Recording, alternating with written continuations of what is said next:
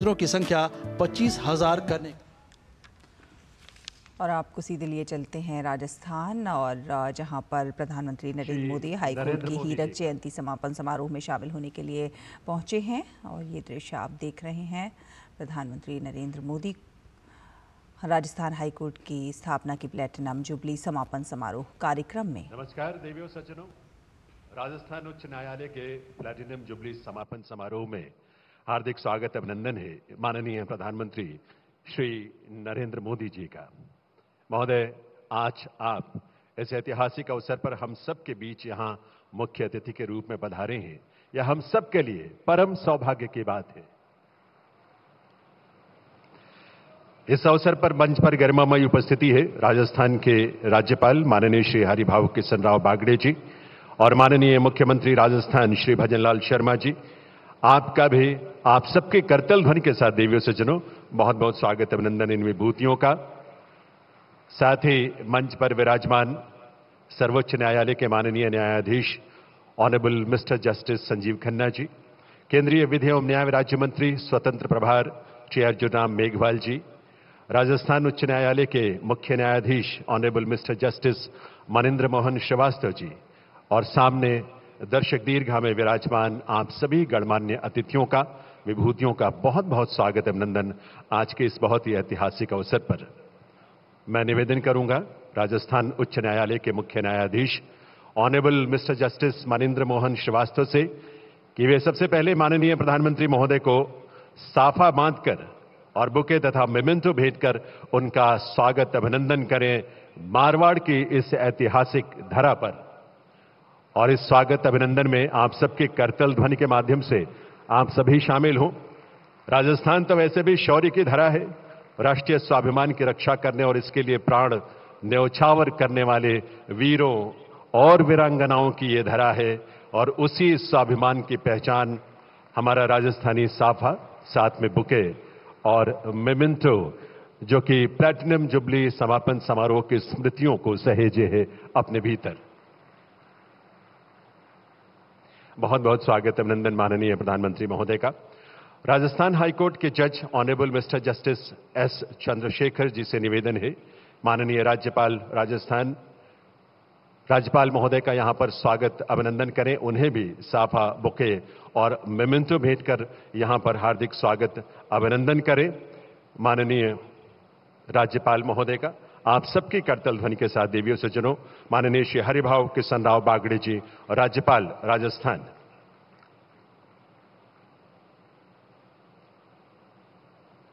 यह हम सबके लिए बहुत ही ऐतिहासिक अवसर है। 75 वर्षों की गौरवशाली यात्रा को सहेजे पूरे वर्ष भर के कार्यक्रमों के बाद ये प्लैटिनम जुबली समापन समारोह माननीय प्रधानमंत्री महोदय की गरिमामयी उपस्थिति में यहां आरंभ हो रहा है। बहुत बहुत स्वागत अभिनंदन। राजस्थान हाईकोर्ट के जज honourable mister justice Pankaj Bhandari से निवेदन है माननीय मुख्यमंत्री राजस्थान श्री भजनलाल शर्मा जी का स्वागत करें, उन्हें भी एक साफा बांधकर, साफा पहनाकर, साथ में बुके और एक स्मृति चिन्ह भेंटकर उनका भी स्वागत, उनका भी अभिनंदन आप सबकी करतल ध्वनि के साथ देवियों सज्जनों, आप सबकी तालियों के साथ।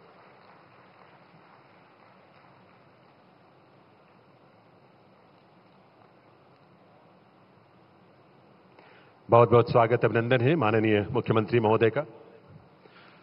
जज Rajasthan high court doctor justice Pushpendra Singh Bhati ji से निवेदन है सुप्रीम कोर्ट के जज honourable mister justice Sanjiv Khanna ji, उनकी गरिमामयी उपस्थिति है, उन्हें भी साफा पहनाकर, बुके भेंटकर और एक साथ में स्मृति चिन्ह भेंटकर उनका भी स्वागत अभिनंदन करें। आप सबके करतल ध्वनि के साथ ये अभिनंदन, ये वंदन मारवाड़ के इस धरा पर राजस्थान प्रदेश में जोधपुर के इस नगरी में जो सूर्य नगरी के रूप में विख्यात है।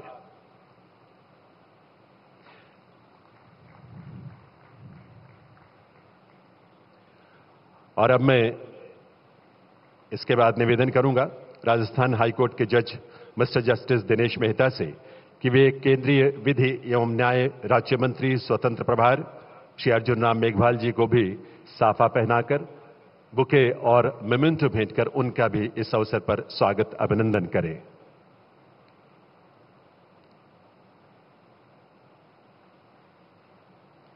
आप सबके करतल ध्वनि के साथ माननीय मंत्री महोदय का बहुत बहुत स्वागत।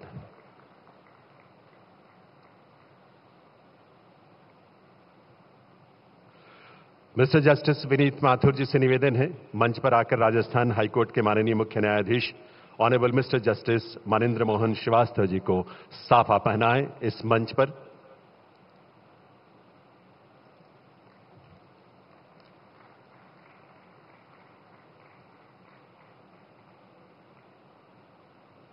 बहुत बहुत स्वागत, अभिनंदन देवियों सज्जनों।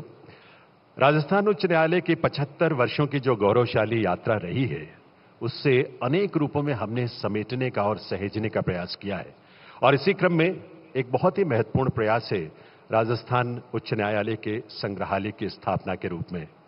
मैं इस अवसर पर निवेदन करूंगा माननीय प्रधानमंत्री महोदय से कि वे रिमोट का बटन दबाकर इस संग्रहालय का उद्घाटन कर अपने कर कमलों से करने की कृपा करें।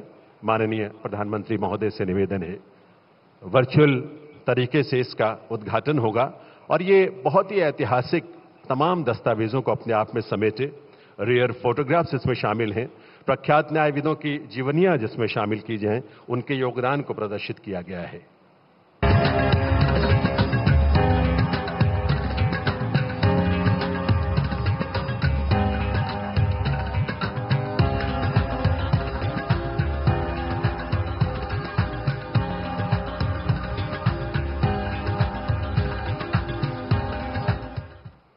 इस संग्रहालय में जहां न्याय की प्रक्रिया को बहुत ही सुलभ, सरल और सुगम्य बनाने, ई कोर्ट्स, पेपरलेस कोर्ट्स, ऐसी अनेक उपलब्धियों को बहुत ही रोचक ढंग से प्रदर्शित किया गया है। राजस्थान उच्च न्यायालय जैसे प्रतिष्ठित संस्थान के 75 वर्षों की यात्रा को समर्पित एक स्मारिका का प्रकाशन भी हमने किया है और इसका विमोचन करने के लिए मैं निवेदन कर रहा हूं, करबद्ध प्रार्थना कर रहा हूं माननीय प्रधानमंत्री महोदय से। इस स्मारिका में जिसमें तमाम ऐसी स्मृतियों को सहेजा गया है, उसका विमोचन माननीय प्रधानमंत्री महोदय अपने करकमलों से करने की कृपा करें।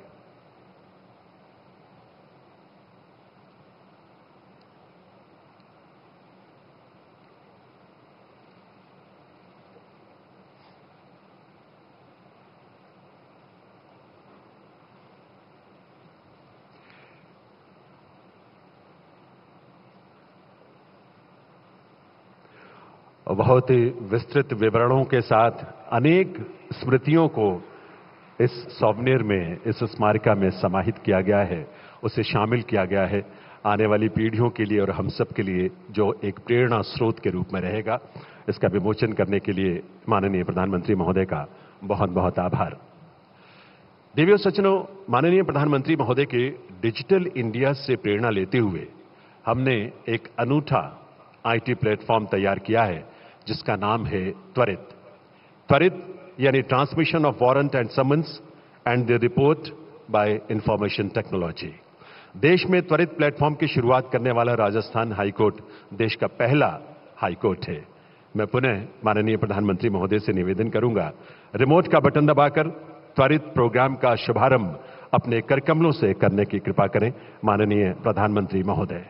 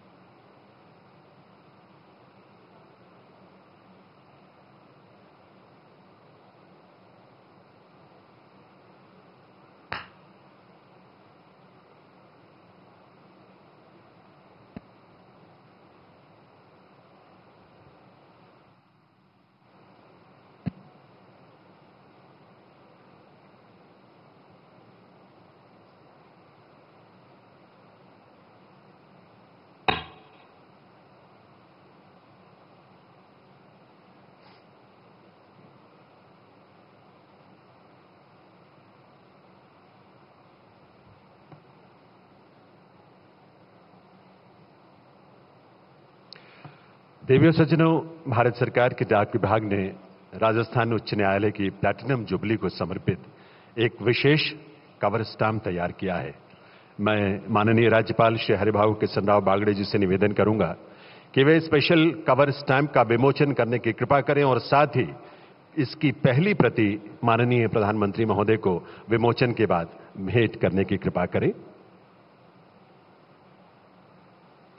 इस माध्यम से भी राजस्थान उच्च न्यायालय की जो 75 वर्षों की गौरवशाली यात्रा है, उसको आने वाली पीढ़ियों के लिए सहेजने का एक बहुत महत्वपूर्ण जतन इस रूप में हुआ है। और ये पहली प्रति कवर स्टैम्प की और इसको विशेष कवर स्टैम्प को, इस पहली प्रति को माननीय राज्यपाल महोदय, माननीय प्रधानमंत्री महोदय को भेंट करेंगे।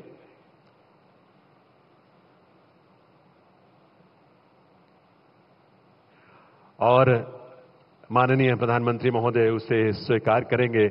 आप सबके करतल ध्वनि के साथ, देवियों से चुनो, आप सबकी तालियों के साथ। ये प्रयास अपने आप में बहुत महत्वपूर्ण है, जो आने वाली पीढ़ियों के लिए, आने वाले युवाओं के लिए, आज के युवाओं के लिए बहुत ही प्रेरक रूप में प्रेरणा देते रहेंगे। बहुत बहुत आभार आप सभी का।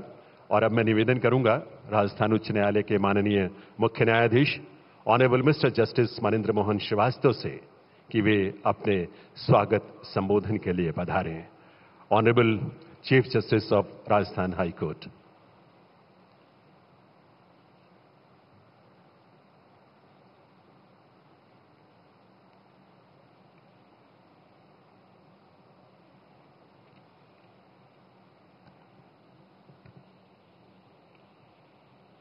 Hammagadi, Sadar Abhinandan, welcome to all in Suranagari. Rajasthan High Court is celebrating 75 years of its glorious journey in service of the people of the state, rendering justice to seekers, including common man. To commemorate this journey, various events, conferences, seminars were held on 29/8/2023. When this glorious journey entered 75th year. On 29th August, this august institution would be completing its glorious journey of 75 years. Today's concluding ceremony is the culmination of year-long meaningful dialogue, discussion and deliberation on wide range of subjects on core constitutional values and principles, legal aid and access to justice for all, and in particular, women, children, marginalized sections of the society, alternative dispute resolution mechanism, use of technology in judicial process, capacity building and transparency, as also making judicial system transparent and litigant-centric. On this momentous occasion, I, on my own behalf and on behalf of all the judges of the Rajasthan High Court, extend warm and heartfelt welcome to Honorable Shri Narendra Modi, Prime Minister of India. Honorable Prime Minister's august presence as the Chief Guest of this concluding ceremony has made today's event very memorable and historic for not only the people of the state, but the entire legal fraternity of the state.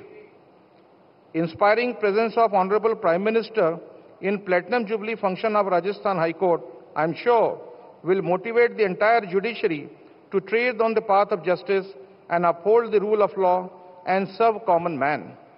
On this momentous occasion, I extend warm welcome to Shri Haribhavu Kishanrao Bagade, Honorable Governor of Rajasthan, who accepted our invitation and graced our function today.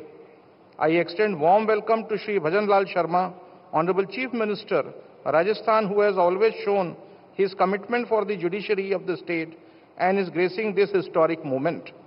I am privileged and honored to extend warm welcome to Honorable Mr. Justice Sanjeev Khanna, Senior Most Judge of the Supreme Court of India and Executive Chairman, National Legal Services Authority. Justice Khanna not only graced the state-level conference on legal aid and access to justice held in the series of Platinum Jubilee celebration, but also a guiding force and source of inspiration to the entire judiciary of the state. I welcome you, sir. I also extend warm welcome to Revered Madam Asha Khanna. I extend warm welcome to Shri Arjun Ram Meghwal, Honorable Law Minister, Government of India, for his gracious presence on this occasion in his own land, his own state. I extend warm welcome to Honorable Mr. Justice Pankaj Mittal, Honorable Mr. Justice Augustine George Massey, and Honorable Mr. Justice Sandeep Mehta, judges of the Supreme Court of India, as also respected Madam for their gracious presence. I also extend heartfelt welcome to Honorable Mr. Justice Vijay Bishnoi, Chief Justice High Court of Guwahati, Honorable Mr. Justice Arun Bansali, Chief Justice Allahabad High Court, and respect Madam for their gracious presence in their own parent institution. I extend warm welcome to Honorable Speaker, Rajasthan Legislative Assembly, Honorable Deputy Chief Ministers, Members of Parliament, Minister State of Rajasthan, and members of Rajasthan Legislative Assembly. I am honored and privileged to extend warm welcome to most respected former judges of the Supreme Court, Chief Justice and judges of the Rajasthan High Court. What I said in the inaugural ceremony, I would repeat. It is their unwavering commitment and relentless services rendered to the High Court in the past years which has given us moral authority to celebrate glorious journey of 75 years of this august institution. All brothers and sister judges of Rajasthan High Court join me to extend warm welcome to gracious ladies. The bar and bench are the two wheels equal in size and strength to carry ahead the chariot of justice. The pivotal role played by the bar in making Rajasthan High Court a glorious institution is no less than the judges. I extend a very warm welcome to the learned Advocate General, Additional Solicitor Generals, senior advocates and members of the bar, whose overwhelming presence in thousands is proof of their commitment, collaboration and cooperation towards this august institution. I also extend welcome to all the officers in the administration, police and armed forces, as also academicians, doctors, engineers and members of the civil society. I also welcome all the officers of the Registry of the High Court, Rajasthan State Legal Services Authority, Rajasthan State Judicial Academy and all the judicial officers who have come from all parts of the state and present today. However, as we celebrate this historic occasion, it is imperative that we also engage in self-introspection and address the pressing challenges facing the judiciary. The increasing backlog of cases, the need for greater access to justice, and ever-evolving complexities of law are amongst hurdles that demand our attention, suitable plan, and seamless execution. As we celebrate the Platinum Jubilee, we look forward with optimism and resolve to continue with greater zeal, enthusiasm, and determination the noble mission of dispensing justice with the same spirit of fairness, impartiality, and compassion that has characterized the Rajasthan High Court for the last 75 years. High Court and the judicial institutions are public institutions and are under constitutional obligation to impart justice impartially and fearlessly. Our strength is the confidence reposed on us by the people. As the head of state judiciary, I and all the judges of this institution pledge to serve the cause of justice to the best of our ability. I once again extend very warm welcome to all of you. Thank you all. Jai Bharat, Jai Rajasthan.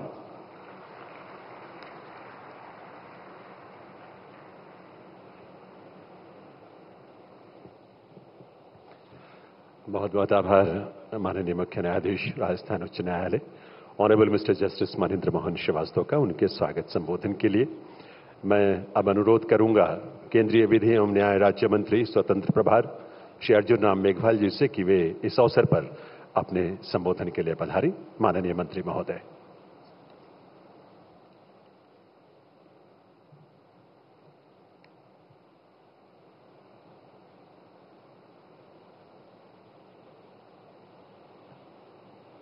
आज राजस्थान उच्च न्यायालय के 75 वर्ष पूर्ण होने पर आयोजित इस अमृत महोत्सव की पुनीत बेला पर मंच पर उपस्थित भारत को विकसित राष्ट्र बनाने के संकल्प को सिद्धि में परिवर्तन करने के यज्ञ में दिन रात लगे हमारे यशस्वी और तपस्वी प्रधानमंत्री आदरणीय श्री नरेंद्र मोदी जी,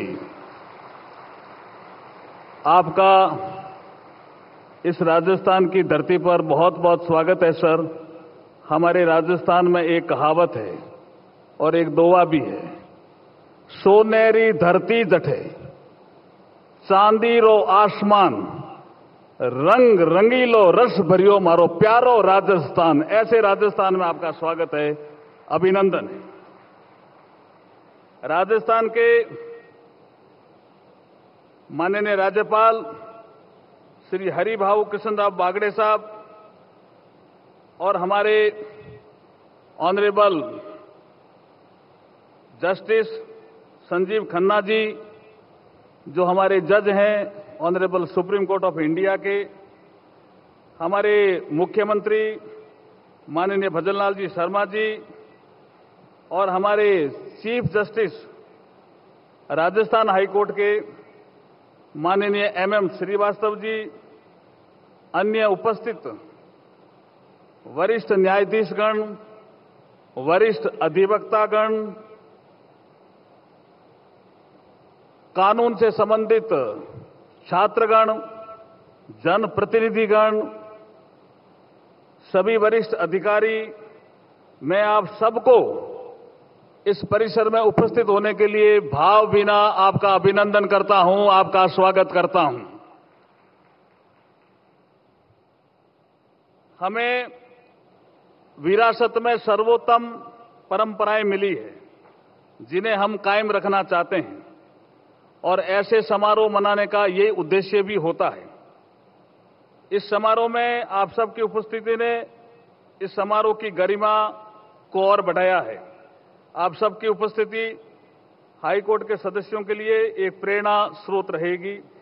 मुझे इसमें संदेह नहीं है कि जोधपुर उच्च न्यायालय के 75 वर्ष के अस्तित्व का इतिहास और इससे जुड़े हुए बार के अस्तित्व का इतिहास वो अपने आप में अद्भुत है, अपने आप में गौरवान्वित करने लायक है। ऐसा कहना बिल्कुल उचित होगा कि बार ने, क्योंकि यहां बार एसोसिएशन के पदाधिकारी भी बैठे हैं, बार काउंसिल ऑफ इंडिया के पदाधिकारी भी बैठे हैं, बार ने जस्टिस डिलीवरी सिस्टम में हाई कोर्ट की सहायता के लिए अपना सर्वश्रेष्ठ योगदान भी दिया है। ऐसा कहने में मुझे कोई संकोच नहीं है। राजस्थान के इस हाई कोर्ट का उद्घाटन जयपुर के महामहिम महाराजा सवाई मानसिंह जी द्वारा 29/8/1949 को 1949 को जोधपुर में किया गया था, और उसके 75 वर्ष पूरे हो रहे हैं। इसलिए अगर हम 75 वर्ष की यात्रा देखें तो इसमें बहुत से न्यायाधीश हैं जिन्होंने अपना बहुत योगदान दिया है, लेकिन जस्टिस RM लोढ़ा वो इसी हाई कोर्ट से निकले और देश के चीफ जस्टिस ऑफ इंडिया भी बने। मैं उनका भी यहां स्वागत करता हूं। वो टेक्निकली जस्टिस दलवीर भंडारी जी राजस्थान हाई कोर्ट के नहीं थे, लेकिन इसी शहर से थे, इसी धरती से थे। वो इंटरनेशनल कोर्ट ऑफ जस्टिस में न्यायाधीश के पद पर रहे, इसलिए मैं उनका भी यहां इस मंच से स्वागत करता हूं और अभिनंदन करता हूं। ऐसे कई गणमान्य व्यक्तित्व जिन्होंने जोधपुर में वकालत करते हुए विभिन्न उच्च न्यायालयों के चीफ जस्टिस के पद पर कार्य करते हुए भी और भी हैं, जिनका भी मैं इस मंच से सबका स्वागत करता हूं। मैं इस अवसर पर एक और आपको बधाई देना चाहता हूं। हाई कोर्ट के 75 साल हुए, हमारे संविधान को लागू हुए भी 75 साल हो गए। आधुनिक गणराज्य के रूप में भारत की नींव हमारा गौरवशाली संविधान है, जिसकी आधारशिला ही न्याय है। बाबा साहब भीमराव अंबेडकर जी को किसी ने पूछा था कि अगर प्रस्तावना की आत्मा को कहना पड़े तो आप क्या कहेंगे, तो उन्होंने कहा कि लिबर्टी, इक्वलिटी और फ्रेटर्निटी ये हमारे संविधान के प्रस्तावना की आत्मा है। जब उनको पूछा गया कि संविधान की आत्मा का जिक्र करेंगे और उनके लिए कि आप क्या कहेंगे कि कौन सी संविधान की आत्मा है, तो उन्होंने कहा आर्टिकल 32 मैं मानता हूं कि ये संविधान की आत्मा है। ये बाबा साहब का कोट था। ऐसे संविधान जिसके 75 साल माननीय प्रधानमंत्री जी के निर्देशानुसार हम पूरे देश में मना रहे हैं, हमारा संविधान हमारा सम्मान। एक कार्यक्रम में हमारे chief justice of India honourable doctor D.Y.. Chandrachud साहब भी उस कार्यक्रम में थे। आज उनकी तबीयत ठीक नहीं होने के कारण यहां उपस्थित नहीं है, लेकिन हम इस मंच के माध्यम से चीफ जस्टिस ऑफ इंडिया साहब को भी बहुत बहुत बधाई और शुभकामनाएं देना चाहते हैं, क्योंकि उन्होंने एक बड़ा नवाचार किया है। स्थानीय भाषा और राज्य की भाषा का भी न्याय के क्षेत्र में महत्वपूर्ण रोल होता है, और इसलिए इसी को ध्यान में रखते हुए सुप्रीम कोर्ट ने अधिक से अधिक क्षेत्रीय भाषाओं में फैसला उपलब्ध कराना शुरू कर दिया है, और ये honourable chief justice doctor D.Y.. Chandrachud साहब की पहल है। हम आपका बहुत बहुत स्वागत और अभिनंदन करते हैं। मैं गर्व से कह सकता हूं कि राजस्थान हाईकोर्ट जोधपुर भारत का ऐसा पहला हाईकोर्ट था जिसने 1950 में संविधान के आर्टिकल 348(2) के तहत अपनी कार्रवाई हिंदी में करना शुरू कर दिया था इन 1950s। उसके बाद 1969 में उत्तर प्रदेश हाईकोर्ट ने, फिर 1971 में मध्य प्रदेश हाईकोर्ट ने, और 1972 में बिहार हाईकोर्ट ने हिंदी का प्रयोग शुरू किया था। हम पहले थे देश में। इसके लिए भी जिन्होंने भी ये इनिशिएशन लिया उनको भी मैं बधाई और शुभकामनाएं देता हूं इस अवसर पर। सर, जस्टिस की बात संविधान में भी की गई है। न्याय में आसानी प्रत्येक भारतीय नागरिक का अधिकार है, जिसको हमारे प्रधानमंत्री जी ने कहा है ईज ऑफ लिविंग। हम अगर देखेंगे पिछले कई सालों के निर्णयों को, तो हम पाएंगे कि ईज ऑफ लिविंग के साथ साथ ईज ऑफ जस्टिस को बढ़ावा देकर के प्रधानमंत्री जी ने citizen centric technology driven modern legal system इस देश को दिया है। इसके लिए प्रधानमंत्री जी हम आपका बहुत बहुत आभार प्रकट करते हैं। मैं इस अवसर पर कहना चाहता हूं कि हमने 1562 ऐसे कानून जिनकी कोई आवश्यकता नहीं थी, उनको आपके निर्देशानुसार हमने रद्द कर दिए हैं, रिपील कर दिए हैं। ये कानूनों की संख्या 1562 है। 1 जुलाई 2024 से पुराने हमारे जो औपनिवेशिक काल के जो हमारे क्रिमिनल लॉज थे, भारतीय दंड संहिता, सीआरपीसी, इंडियन एविडेंस एक्ट, इनको भी हमने संशोधित करके भारत की वर्तमान परिस्थिति के अनुरूप लागू कर दिया है। 1 जुलाई 2024 से अंग्रेजों को भारत के नागरिकों को दंड देना था, इसलिए वो भारतीय दंड संहिता लेकर के आए। आदरणीय मोदी जी को भारतीय नागरिकों को न्याय देना है, इसलिए मोदी जी भारतीय न्याय संहिता लेकर के आए। ये एक महत्वपूर्ण पड़ाव है। मैं इस संबंध में पुनः आप सबको बधाई देता हुआ, अपनी शुभकामनाएं देता हुआ, अपनी वाणी को विराम देता हूं, और एक 75 साल का जो ये इतिहास है, इसमें न्यायतंत्र में जो विश्वास है ये हमेशा बना रहे और बना रहेगा। इसी आशा और विश्वास के साथ आपको पुनः बधाई देता हुआ अपनी वाणी को विराम देता हूं। जय भारत।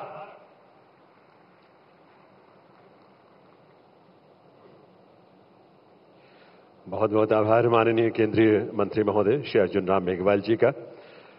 दिव्य सज्जनों, आज के इस प्लेटिनम जुबली समापन समारोह में मंच पर हम सबके बीच गरिमामयी उपस्थिति है सर्वोच्च न्यायालय के माननीय न्यायाधीश और नालसा के executive chairman honourable mister justice Sanjiv Khanna ji की। मैं उनसे निवेदन करूंगा honourable mister justice Sanjiv Khanna से कि वे इस अवसर पर अपने संबोधन के लिए पधारें।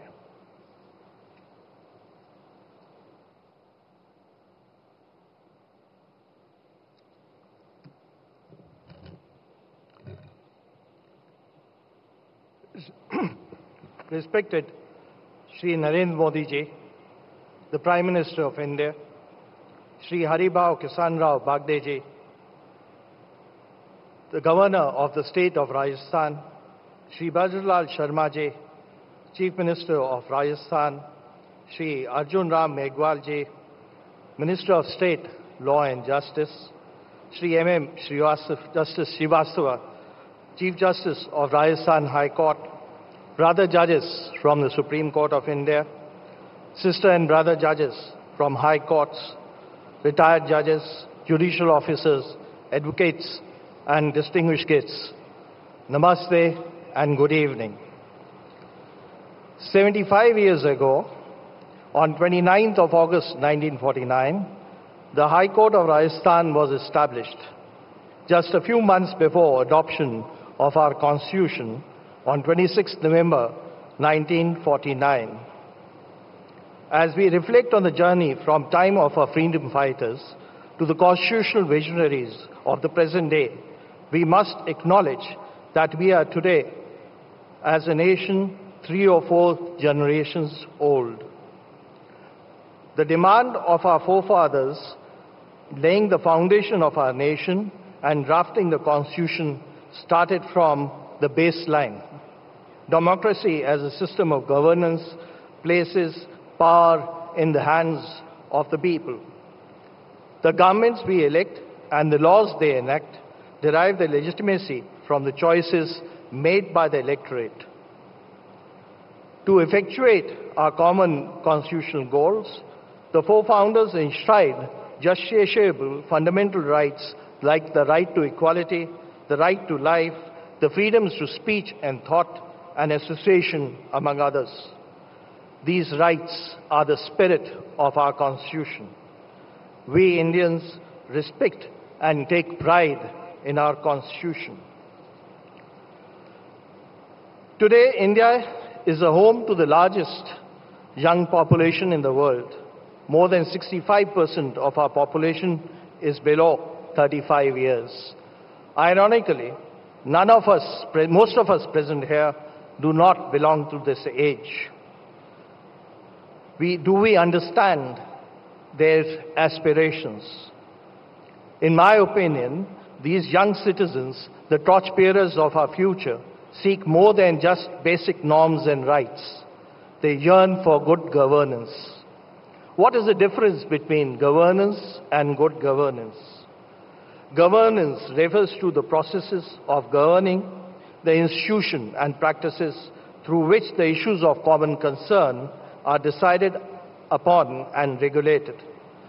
Good governance adds a normative and evaluative attribute to the process of governing.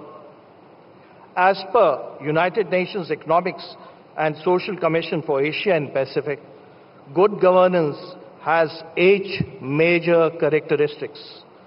These are participatory, consensus orientation, accountable, transparency, responsive, effective and efficient, equitable and inclusive, and follow the rules of law.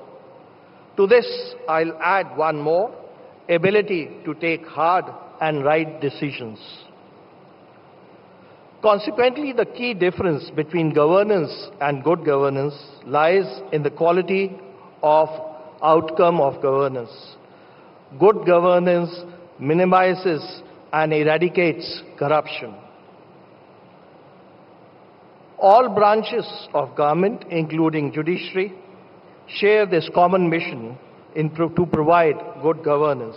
This objective is achieved by enacting good and compliable laws, their effective and fair execution, and an independent and impartial judiciary which interprets the law as the will of the people and adjudicates disputes, fulfilling the constitutional role and objective. Should the judiciary be tested on the parameters and scales of good governance, my answer to that is yes, and it requires further effort on our part, because judiciary is required to be just, fair and equitable. Their decisions, though examining various perspectives, should not discard harmonious coherence and certainty. We have to maintain a right balance between consistency and change. The judges must mitigate against the impact of personal biases and insulate their decisions from any undue sway of collective and external pressures. The judicial process should be easily accessible to common persons. It should be inexpensive and not burdensome. Courts should be citizen-friendly and litigant-driven. Decisions must be rendered without any delay, and the judgments should be simple so that they are understood by the litigants and general public. As an executive chairperson of the National Legal Services Authority, NALSA, I'd like to take this opportunity to show cause and share with you another aspect of judicial attempt to provide good governance. The vision of NALSA is an inclusive legal system providing free, fair and competent legal representation in the courts of law. Besides this, there are 4 other equally important objects and goals for an inclusive vision of NALSA. These are disseminating legal literacy and awareness, providing assistance to bridge the gap between socio-economic welfare schemes and actual realization of benefits of such schemes, enacting and implementing strategic schemes for the vulnerable in our society, providing quick, cheap, effective resolution of disputes through alternate dispute resolution mechanisms. Today, NALSA provides largest coverage of legal aid in the world, as nearly 80% of our 1.4 billion citizens are eligible for free legal aid. The number of legal aid beneficiaries have quadrupled in 7 years, going from 3 lakhs in 2015-16 to 12 lakhs in 2022-23. Today, the figure should be touching about 17 lakhs. NALSA has enrolled about 49,000 advocates on its panel. The legal aid force is also bolstered by 42,446 paralegal volunteers, out of which 17,506 are women, comprising of 41% of paralegal volunteers. We have set up 11,800 legal services clinics, out of which 1,196 clinics have been set up in the jails. About 400 clinics have been set up in juvenile justice centers. NALSA has also developed strategic schemes like victim compensation scheme targeted towards empowering some of the vulnerable sections of our society. In 2023, a substantial sum of 308 crores has been paid under different compensation schemes. We have promoted alternate dispute resolution mechanisms like Lok Adalat and mediation for fast, quick and mutually acceptable resolution of disputes in place of adversarial adjudication. In the past 6 years, more than 17 crores cases have been disposed of by Lok Adalats. Between 2016 to 2022, pan-India, 11 lakh cases have been settled through mediation. I am also happy to state that state of Rajasthan has pioneered the concept of open jails for prisoners, representing a bold and forward-thinking approach towards prison reforms. These open prisons are helping individuals in conflict with the law to rediscover their place in the society. Out of around 6,000 convict prisoners, Rajasthan proudly hosts 1,400 prisoners in conflict with law in 23 such camps or open-air jails. Rajasthan also has the highest number of pro bono lawyers in the country. 1,198 lawyers have enlisted themselves to provide pro bono services to those in need. Let us work towards a society where governance and fundamental rights are not seen as opposing forces, but as partners in pursuit of progressive, strong, as well as just, equitable, and harmonious India. This is a vision we must all commit to, where governance truly serves the people, where the well-being of others and the society and every individual are protected and cherished. Thank you and Jai Hind.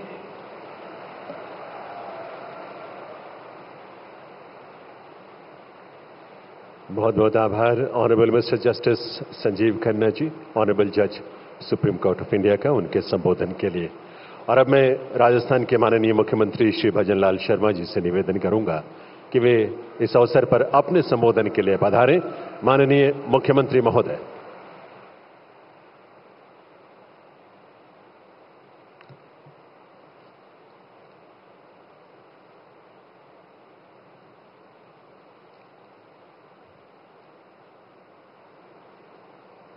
Bharat माता की।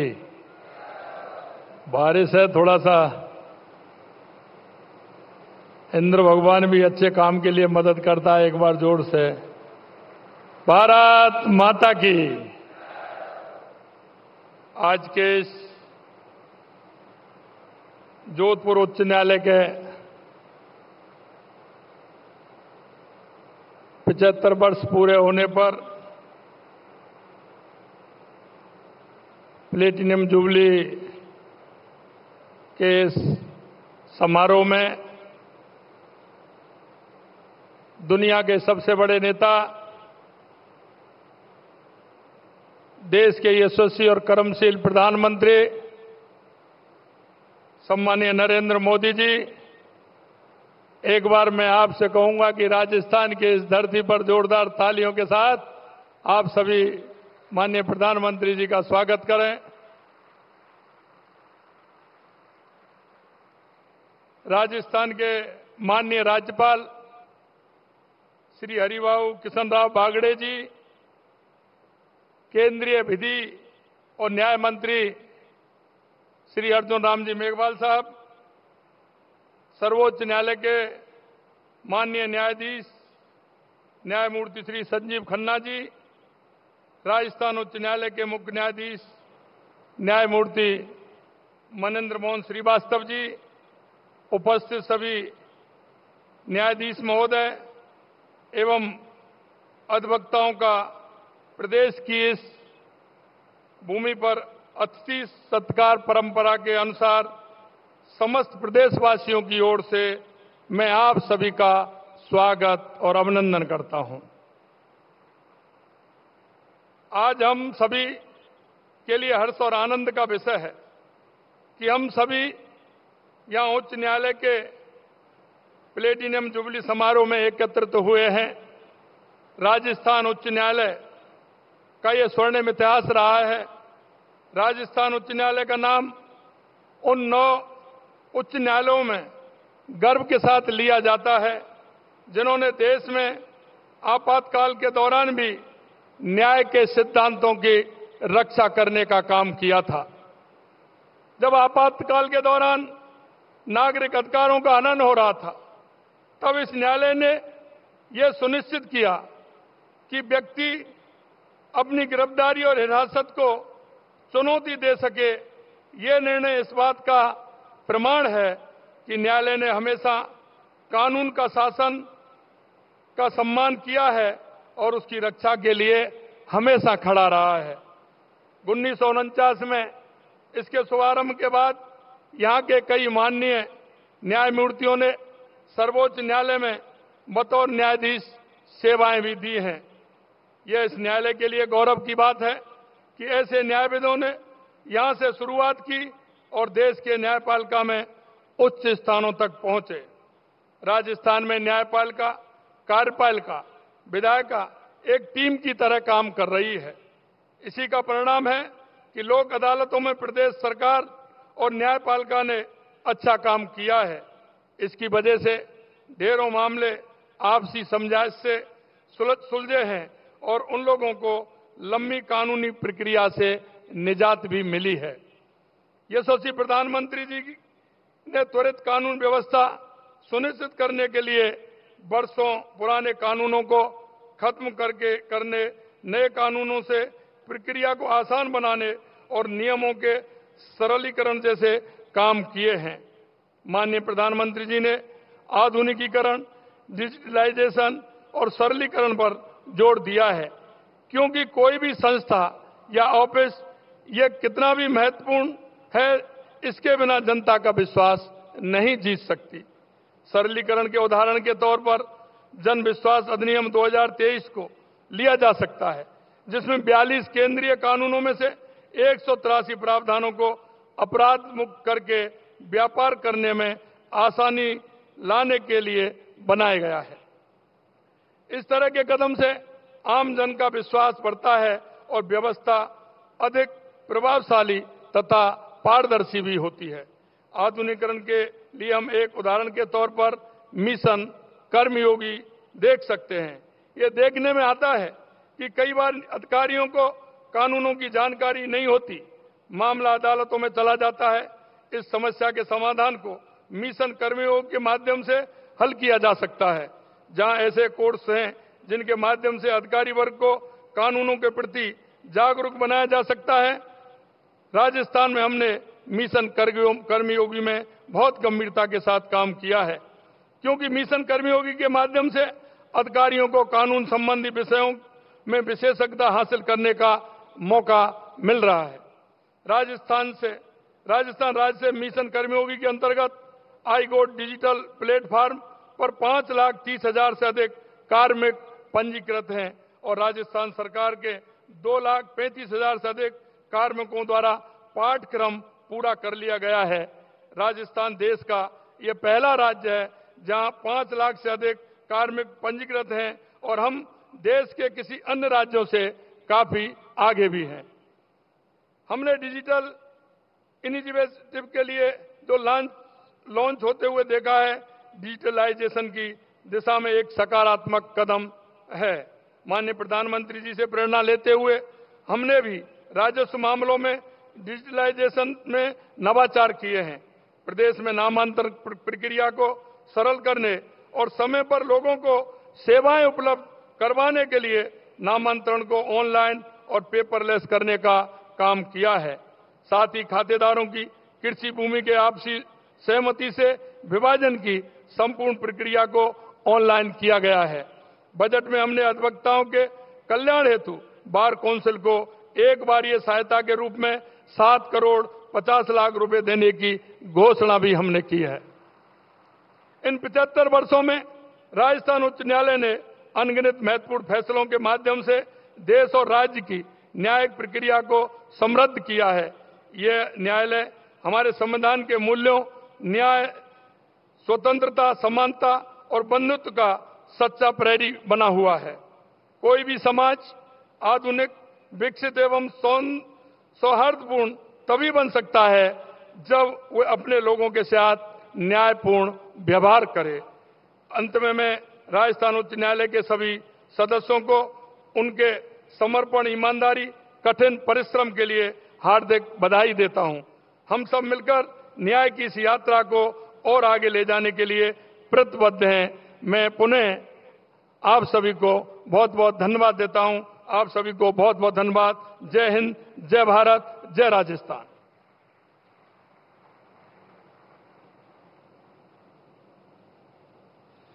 बहुत बहुत आभार माननीय मुख्यमंत्री श्री भजनलाल शर्मा जी का।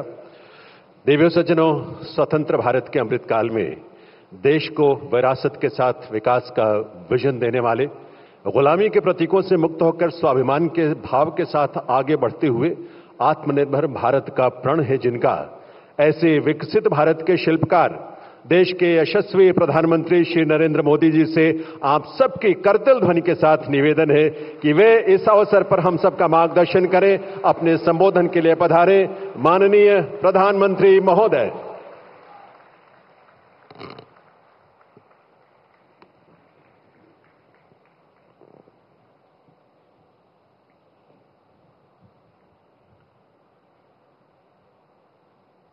कार्यक्रम में उपस्थित राजस्थान के राज्यपाल श्री हरुभाऊ कृष्णराव बागड़े जी, राजस्थान के लोकप्रिय मुख्यमंत्री श्री भजनलाल शर्मा, जस्टिस श्री संजीव खन्ना जी, देश के कानून मंत्री श्री अर्जुन राम मेघवाल जी, राजस्थान हाईकोर्ट के चीफ जस्टिस श्री मनिंदर मोहन श्रीवास्तव जी, अन्य सभी ऑनरेबल जजेस, न्याय जगत के सभी महानुभाव, उपस्थित देवी और सज्जनों, सबसे पहले तो मैं आप सबकी क्षमा चाहता हूं क्योंकि मुझे यहां पहुंचने में 10 मिनट करीब मैं लेट हो गया था क्योंकि मैं महाराष्ट्र से निकला, लेकिन वेदर के कारण समय पर नहीं पहुंच पाया और इसके लिए मैं आप सबकी क्षमा चाहता हूं। साथियों, मुझे खुशी है कि मैं आज राजस्थान उच्च न्यायालय के प्लेटिनम जुबली समारोह में आप सबके बीच आने का मुझे अवसर मिला है। राजस्थान हाईकोर्ट के 75 वर्ष ऐसे समय में हुए हैं जब हमारा संविधान भी 75 वर्ष पूरे करने जा रहा है। इसलिए ये अनेक महान लोगों की न्याय निष्ठा और योगदानों को सेलिब्रेट करने का उत्सव भी है। ये संविधान के प्रति हमारी आस्था का उदाहरण भी है। मैं आप सभी न्यायविदों को, राजस्थान के लोगों को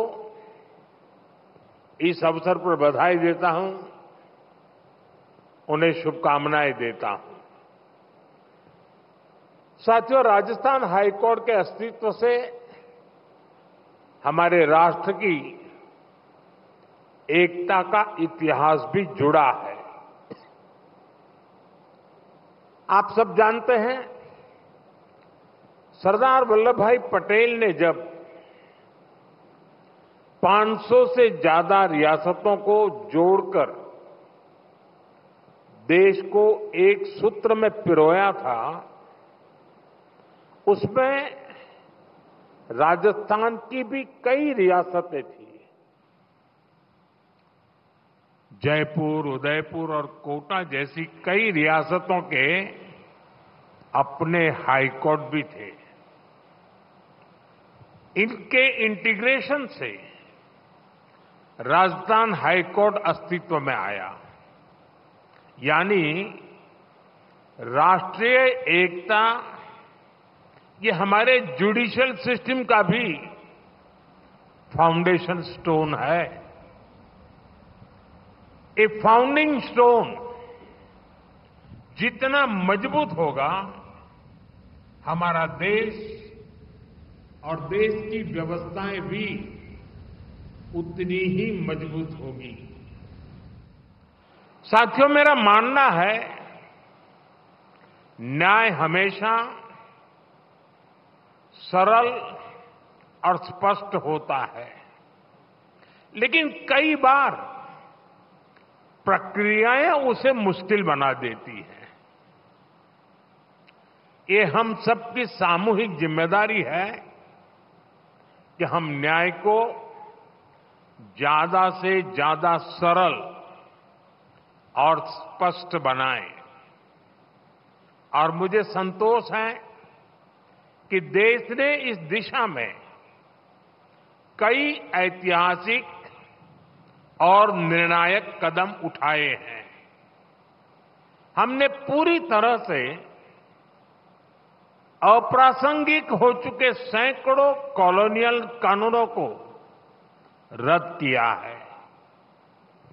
आजादी के इतने दशक बाद गुलामी की मानसिकता से उभरते हुए देश ने इंडियन पिनल कोड की जगह भारतीय न्याय संहिता को एडॉप्ट किया है।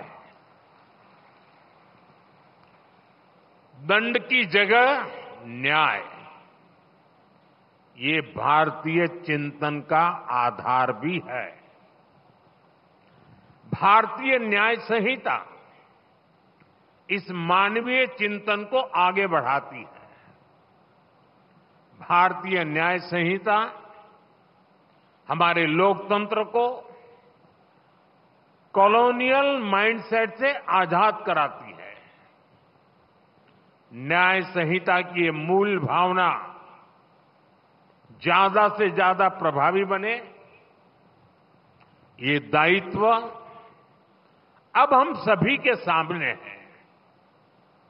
साथियों, बीते एक दशक में हमारा देश तेजी से बदला है। कभी हम 10 साल पहले 10वें पायदान से ऊपर उठकर दुनिया की 5th लार्जेस्ट इकोनॉमी बन गए हैं। आज देश के सपने भी बड़े हैं, देशवासियों की आकांक्षाएं भी बड़ी हैं। इसलिए ये जरूरी है कि हम नए भारत के हिसाब से नए इनोवेशन करें और अपनी व्यवस्थाओं को आधुनिक बनाएं। ये जस्टिस फॉर ऑल, इसके लिए भी उतना ही जरूरी है। हम देख रहे हैं क्या टेक्नोलॉजी हमारे जुडिशियल सिस्टम में इतना अहम रोल निभा रही है। आईटी रिवॉल्यूशन से कितना बड़ा बदलाव हो सकता है, हमारा ई कोर्ट्स प्रोजेक्ट इसका सबसे बड़ा उदाहरण है। आज देश में 18,000 से ज्यादा कोर्ट्स कंप्यूटराइज हो चुकी है। मुझे बताया गया है कि नेशनल जुडिशियल डेटा ग्रिड से 26 करोड़ से ज्यादा मुकदमों की जानकारी एक सेंट्रलाइज्ड ऑनलाइन प्लेटफॉर्म पर जुड़ चुकी है। आज पूरे देश की 3,000 से ज्यादा कोर्ट कॉम्प्लेक्सेस और 1,200 से ज्यादा जेलें वीडियो कॉन्फ्रेंस से जुड़ गई हैं। और मुझे खुशी है कि राजस्थान भी इस दिशा में काफी तेज गति से काम कर रहा है। यहां सैकड़ों अदालतें कंप्यूटराइज हो चुकी है। पेपरलेस कोर्ट्स, ई फाइलिंग, समन के लिए इलेक्ट्रॉनिक सर्विस, वर्चुअल हियरिंग की व्यवस्था, ये कोई सामान्य बदलाव नहीं है। हम एक सामान्य नागरिक के दृष्टिकोण से सोचे तो दशकों से हमारे यहां कोर्ट के आगे चक्कर शब्द, कोई बुरा मत मानना, चक्कर शब्द मैंडेटरी हो गया था। कोर्ट का चक्कर, मुकदमे का चक्कर, यानी एक ऐसा चक्कर जिसमें फंस गए तो कब निकलेंगे कुछ पता नहीं। आज दशकों बाद उस सामान्य नागरिक की पीड़ा को खत्म करने, उस चक्कर को खत्म करने के लिए देश ने प्रभावी कदम उठाए हैं। इससे न्याय को लेकर नई उम्मीद जगी है। इस उम्मीद को हमें बनाए रखना है। लगातार अपनी न्यायिक व्यवस्था में रिफॉर्म करते चलना है।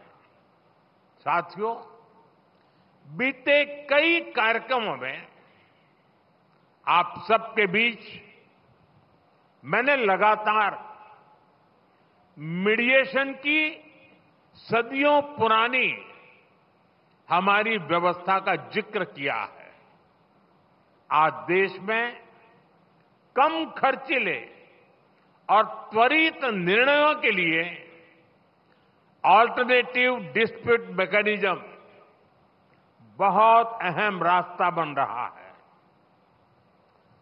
वैकल्पिक डिस्प्यूट मैकेनिज्म की ये व्यवस्था देश में ईज ऑफ लिविंग के साथ ही ईज ऑफ जस्टिस को भी बढ़ावा देगी। कानूनों में बदलाव करके नए प्रावधान जोड़कर सरकार ने इस दिशा में कई कदम उठाए हैं। न्यायपालिका के सहयोग से ये व्यवस्थाएं और ज्यादा सशक्त होगी। साथियों, हमारी न्यायपालिका ने निरंतर राष्ट्रीय विषयों पर सजगता और सक्रियता की नैतिक जिम्मेदारी निभाई है।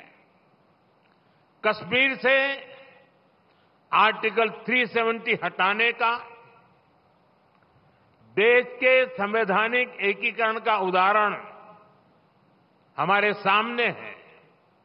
सीए जैसे मानवीय कानून का उदाहरण हमारे सामने है। ऐसे मुद्दों पर राष्ट्रहित में स्वाभाविक न्याय क्या कहता है, ये हमारी अदालतों के निर्णयों से पूरी तरह से स्पष्ट होता रहा है। हाईकोर्ट से लेकर सुप्रीम कोर्ट तक न्यायपालिका ने अनेकों बार ऐसे विषयों पर राष्ट्र प्रथम, नेशन फर्स्ट के संकल्प को सशक्त किया है। जैसे आपको ध्यान होगा, अभी इसी 15 अगस्त को मैंने लाल किले से सेक्युलर सिविल कोड की बात की है। इस मुद्दे पर भले ही कोई सरकार पहली बार इतनी मुखर हुई हो, लेकिन हमारी जुडिशरी दशकों से इसकी वकालत करती आई है। राष्ट्रीय एकता के मुद्दे पर न्यायपालिका का ये स्पष्ट रुख न्यायपालिका पर देशवासियों में भरोसा और बढ़ाएगा। साथियों, 21वीं सदी के भारत को आगे ले जाने में जो शब्द बहुत बड़ी भूमिका निभाने वाला है, वो है integration.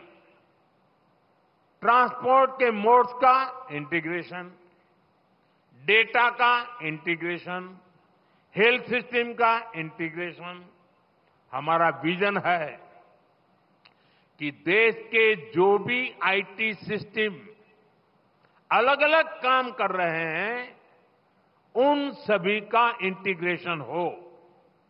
Police, forensics, process service mechanism और सुप्रीम कोर्ट से लेकर जिला अदालतों तक सभी एक साथ जुड़कर काम करें।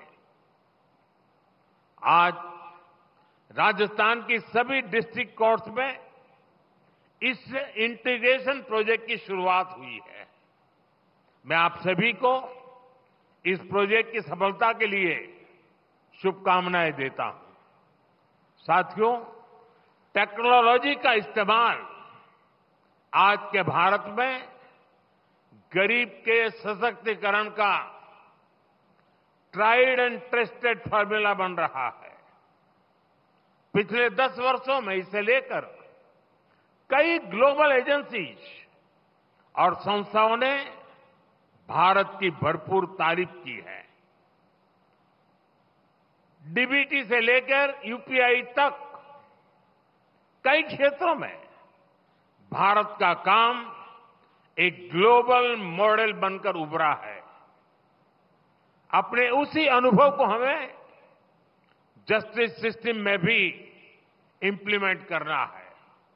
इस दिशा में टेक्नोलॉजी और अपनी भाषा में लीगल डॉक्यूमेंट्स का एक्सेस, ये गरीब के सशक्तिकरण का सबसे प्रभावी माध्यम बनेगा। सरकार इसके लिए दिशा नाम के इनोवेटिव सॉल्यूशन को भी बढ़ावा दे रही है। हमारे लॉ स्टूडेंट्स और अन्य लीगल एक्सपर्ट्स इस अभियान में हमारी मदद कर सकते हैं। इसके अलावा देश में स्थानीय भाषाओं में लीगल डॉक्यूमेंट्स और जजमेंट्स लोगों को मिल सके, इसके लिए भी काम होने हैं। हमारे सुप्रीम कोर्ट ने इसकी शुरुआत की है। सुप्रीम कोर्ट के मार्गदर्शन में एक सॉफ्टवेयर बना है जिसे जुडिशियल डॉक्यूमेंट्स 18 भाषाओं में ट्रांसलेट हो सकते हैं। मैं ऐसे सभी प्रयासों के लिए हमारी जुडिशरी की भी सराहना करता हूं। साथियों, मुझे विश्वास है हमारी कोर्ट्स ईज ऑफ जस्टिस को इसी तरह सर्वोच्च प्राथमिकता देती रहेगी। हम जिस विकसित भारत का स्वप्न लेकर आगे बढ़ रहे हैं, उसमें हर किसी के लिए सरल, सुलभ और सहज न्याय की गारंटी हो, ये बहुत जरूरी है। इसी आशा के साथ आप सभी को एक बार फिर राजस्थान हाईकोर्ट की प्लेटिनम जुबली की मैं हार्दिक बधाई देता हूं, अनेक अनेक शुभकामनाएं देता हूं। बहुत बहुत धन्यवाद। बहुत बहुत आभार माननीय प्रधानमंत्री महोदय का उनके इस प्रेरक संबोधन के लिए। एक बार आइए खड़े होकर हम आभार व्यक्त करें करतल ध्वनि के साथ माननीय प्रधानमंत्री महोदय का। उनका विजन, उनकी दृष्टि और उनके प्रयास इस देश को विकसित राष्ट्र बनाने के लिए 2047 तक विकसित भारत के निर्माण के लिए हम सबका नेतृत्व कर रहे हैं। बहुत बहुत आभार माननीय प्रधानमंत्री महोदय का, उनकी गरिमामयी उपस्थिति के लिए, उनके संबोधन के लिए, उनकी प्रेरणा के लिए और उनके उस नेतृत्व के लिए भी जो इस देश को मिल रहा है इस अमृतकाल में, और ये देश निरंतर प्रगति की राह पर आगे बढ़ रहा है। आज के इस अवसर पर यहां हम सबके बीच गरिमामयी उपस्थिति रही माननीय राज्यपाल श्री हरिभाव किशन राव बागड़े जी, माननीय मुख्यमंत्री श्री भजनलाल शर्मा जी, साथ ही आभार honourable mister justice Sanjiv Khanna, जज सुप्रीम कोर्ट ऑफ इंडिया, केंद्रीय विधि एवं न्याय राज्य मंत्री स्वतंत्र प्रभार श्री अर्जुन राम मेघवाल जी का भी बहुत बहुत आभार। और यहां दर्शक दीर्घा में बैठी वो तमाम विभूतियां जो 75 वर्ष